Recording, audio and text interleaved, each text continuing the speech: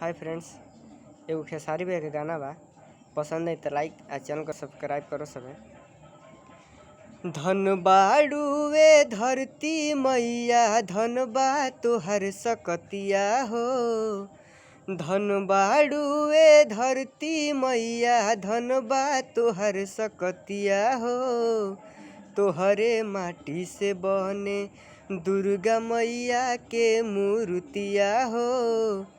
तोहरे माटी से बने लागता कि मूर्ति से बोल दी है मैया। रूप देखी भाग जाला दुखवा बलैया हो। लागता कि मूर्ति से बोल दी है मैया।